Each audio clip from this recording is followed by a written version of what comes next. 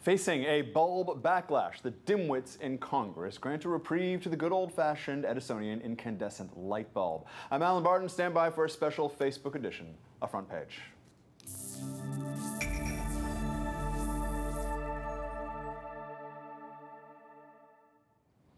Joining me from Washington is Peter Roff, contributing editor at U.S. News and World Report and a Pajamas Media contributor. Peter, Thomas Edison's incandescent light bulb has been with us for a mere 132 years. Whose brilliant idea was it for Congress to ban the thing?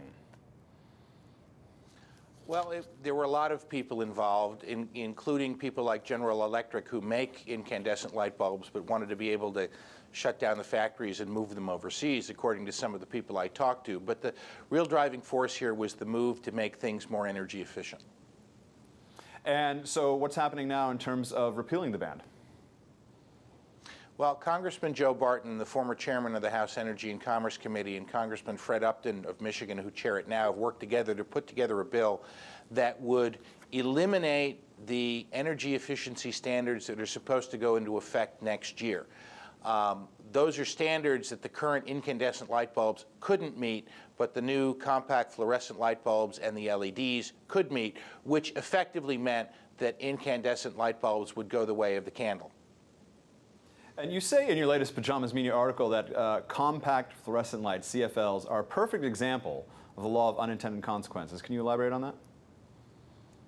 Well, they break more easily than incandescents do, and they're dangerous because they don't work without mercury. Mercury, as everybody knows, is a toxic chemical.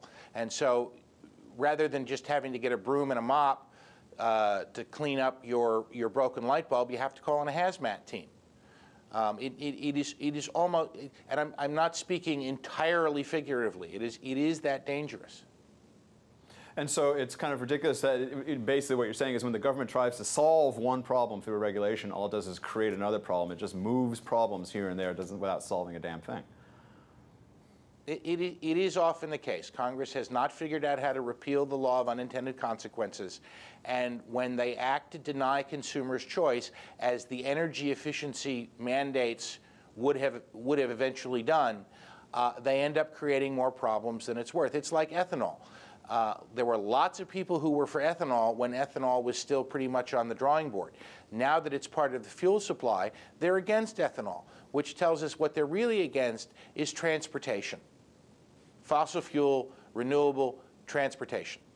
And tell us a little bit about what you think in terms of the national security argument. There's always sort of a national security component to this thing. You know, isn't mandating the use of a power-efficient light bulb a relatively painless way to reduce our dependency on foreign oil and thus the dependency on highly unstable Mideast regimes? What do you think of this trope that you always hear?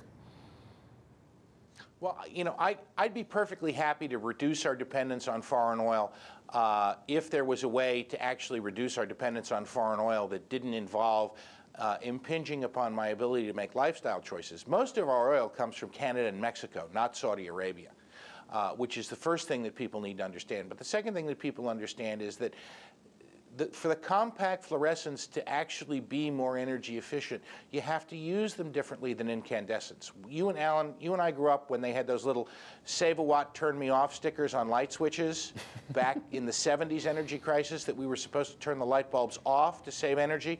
Well, for compact fluorescents to work at their maximum, you have to leave them on. If you turn them on and off, they burn out more quickly, so you have to make more of them and you lose the savings. All right. Sounds like they may have had their act together in actually banning this thing. Thank you, Peter Roff. Pleasure, as always, to have you with us. Thank you, Alan. You can find more of Peter's commentary at our companion site, pajamasmedia.com. And viewers, PJTV has all the analysis you need of events in the news. Just check out Front Page, hosted by, well, that would be me, Alan Barton, every Friday and Saturday. Help your friends get the right media in their social media. Make sure you let them know about Front Page and PJTV. For Peter Roff, I'm Alan Barton. Thanks for watching.